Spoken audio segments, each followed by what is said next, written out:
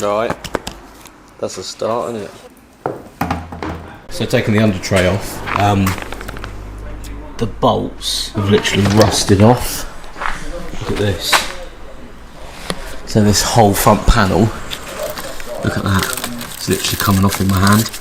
But you guys can see that just about. The whole front panel. Just spoke to Dan about it, and apparently this is literally something that happens to all of them, maybe most of them. I can literally, it's hitting the camera, I can pick the rust off the front of that. Apparently it's this whole beam here that supports the rads and stuff. Right round here, it's like even here, it's like just literally falling off in my hand. That's not going back on there, because as I took these two off, the rest of it actually just came off and onto the floor. Which is, yeah, not really what we were after, but it's going to happen because it's been sat. Look at that, the whole support is literally there. You can move it around. That's madness. Never seen that before. Look at this. I can move that with my actual hands. I'm not even trying. It's crumbling away. That's another one of the bolts there. That was supposed to be on the under tray. So it should just come off in my hand. That's crazy. Well, we know what we're probably going to be doing that then. This support, it's literally here, there, forwards. Yeah, that needs replacing. So we'll add that to the list.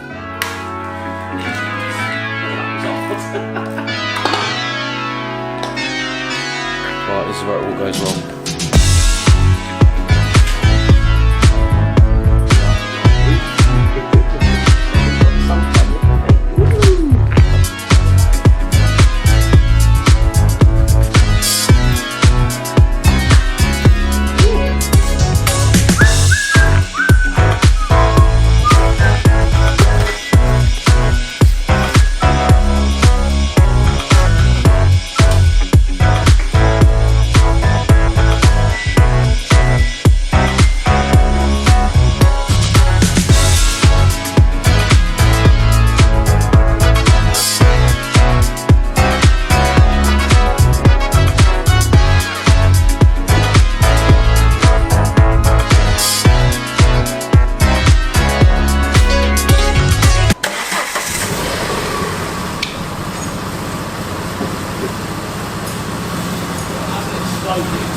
I'll tell you what.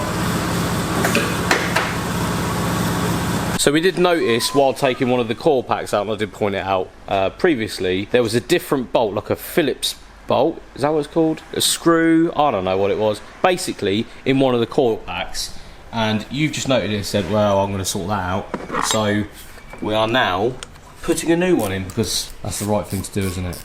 Right. Yeah, that's the right thing to do. Rather than working the other one back in there, all of the core packs will actually be in situ, which will be good. Bolted down. Yeah, that's bolted down in there. Nice. Yeah, this one all the way on the end there, and you've just pretty much made another bolt for it. They're all good. All good. Seem to have started already. Probably take this off anyway, because there's a mod, well there used to be a mod on the 172s, 182s, where you'd match the porting from the plenum chamber to the inlet manifold. Oh right. To open up to more power basically. Yeah. So just... Well, depending on what we do with it. Yeah. Well, yeah, I mean, we don't even know what's happening with this. We're just going to get it running and driving and sort of happy for the minute. Maybe put an MOT on it. Yeah, see what the deal is and see how it is. We did notice again, as you've probably already seen the crash. It's not the crash, but it's the radiator bit at the bottom of here, isn't it? Underneath the car needs replacing. They're about... Well, I've just looked, they're 58 quid posted, so I think that's something that 100% needs to happen. It's not safe to be on the road with that sort of thing on there. But other than that... It does sound like it's got an exhaust blow. Yeah, it definitely has an exhaust blow. Probably from when it's been sat, it might be rusty, we're not too sure. Should we have a look? Yeah, let's put it back in the air. We'll have a quick look, because we'll have a nose just to make sure. Ops your gauze again, just to see what that blow is. Yeah, that's... I did think that there was some water coming out of the car and... Oh, there is. Yeah, nice. Coming out there. That bit there. You hear that? Coming out the bungs. Yeah, a bung in the carpet. So we'll assess that very soon. Again, this car has been sat for...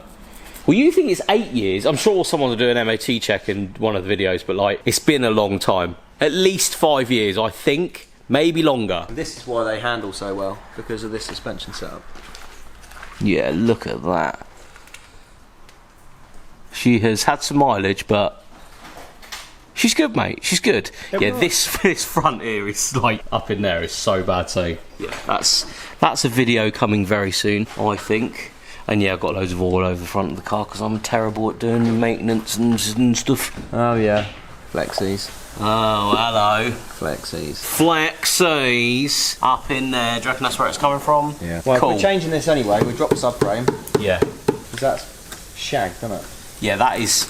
It came off in my hand, and I was like, wow, that's really, really bad in there. So we'll change that. We'll drop the subframe. We'll drop the manifold off. I mean, it'd be nice if we put a better manifold on it. Yeah, you might as well change it if we can, but we'll see what's about. We'll see what's available. It just seems a shame to put that back on. Yeah, you don't really want to be putting that back on. We could fix it and patch it for now, but I feel like if this is all coming off, then it might as well come off and. Yeah, you can see that flexi. It's that one that's gone. Yeah. That one up there, you can see the soot. Yeah, can we see you guys? Yeah. See the soot here? Just. Yeah. Yeah. Just about see There's that. some cracks in the flexi. Yeah, nice. Well, at least we know where that is then, that's good. Oh yeah, we can see it from this angle, just in there. See it in there. Yeah, there. There's a crack in the flexi section. You can see the soot at this portion here. So that's where it's blowing. So that's fine. We can replace that. We can put a new one on.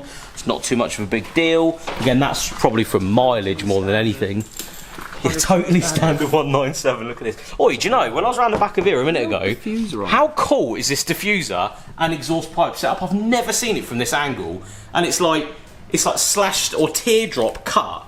Yeah, I've never paid much attention. No, I've never paid that much attention to even be underneath one of these. But how cool is this rear end? It's cool. That's sick. Yeah, we're gonna run some tyres as well. She's on the limit, right there. The next day.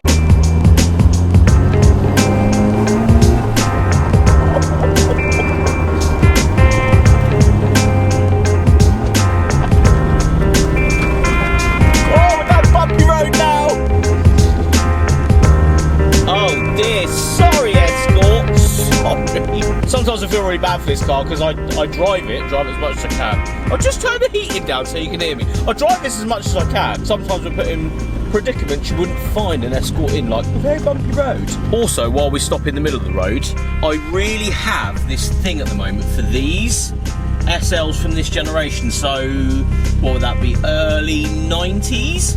Like an SL 350 or 500. I've got this thing for one at the moment. I keep looking at them on eBay. I don't know, mate. That one's blue with no wing mirror on it. One of those dropped on AMG monoblocks. A white one sat next to this with like a blue roof would be sick. That would be sick. And as we come into the private estate of dreams, we have a few bits. Escort set up over there. JW van. Lovely camper over here. Look at that. That's cool. Come in here. IS. Cheap Lexus for anyone there that's after a daily driver. The ISs are cheap these days. Maserati. Yeah, there's always something cool in here. Always something cool. M5. I keep going on to the owner about me buying this thing. He just will not let me have it. It's been sat there for a while. There's cobwebs on it. Got this proper 6-star. Nice little Porsche as well. Golf GTI Mark II over there. And then we've got some sheer madness in here. Look at the state of this. ST, completely standing. Like, it's got a back box on it. I think that's about it. Got a GR Yaris. Oh, mate, I'm going to save the video for when we get into Jason's. There's some sick cars here today. Lovely hoon on the way here. God, I love this car.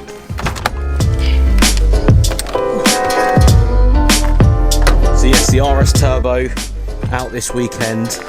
Looking absolutely fantastic in the sun. RS 1600i next to it as well. What a pair. What a pair of just, yeah, loveliness. And a GR Yaris. So, homologation specials, homologation special, sort of eras apart, maybe what, 35, 40 years maybe? Between this lot and this. This is the next car generation though, isn't it? There's not a lot of homologation cars in my opinion. So these are a must. And we actually shot this one for the channel. It was such a good laugh. I am smitten on the idea of owning one of these one day. Maybe in the future, maybe if they ever do come down in price. I don't think they ever really will get cheap because of what they are, but yeah, this one's just the nicest thing with the splitter and stuff at the front. We again went through a complete video on this, basically asking the question as to why they're so good.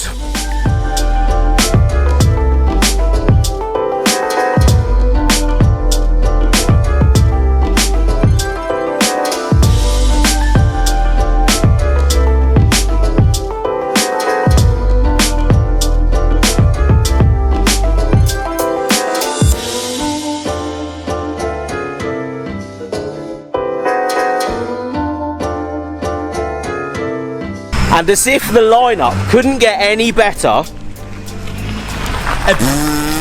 look at the state of this in here. With Jason and his little face in there, he's like, oh yes. Yes, it does, mate. It does indeed. I am just, yeah, this is like homologation special city today. All of these, and I think everyone agree in the comments, homologation specials from different generations. This is a similar generation, don't get me wrong. Newest generation, but this, I don't know, mate. I'd still have one, I think. It's just a shame. It's not a shame that they've gone up so much, but like, it's a shame that they're so out of reach. Just telling everyone that they're a little bit out of reach at the moment, mate, if I'm honest. Yeah, even for shorties like me. Yeah. And you've had one, you've had a blue one, and it's just like... It was a good time. It's just got so far away from the reality of even coming out of the Series 1 into 1, which is a shame. You could potentially own all 3 of those cars behind us for the value of that. Yeah. Oh yeah, that's a good point. So you can have one of these or all 3 of them. Okay, so Jason's just brought up a very big reality check there. So, Escort Cosworth, which I agree is a fantastic car, and I'd definitely have one. Would you have literally that car? Because what are they, 70, 80 grand these days? Or would you have all of these 3 cars? You could switch out for maybe some other Japanese car, but values are just, yeah, it's there. And this is about, what, 80 grand collectively. I never really like talking about money on the channel, but this is a reality check. These 3 cars, or literally one,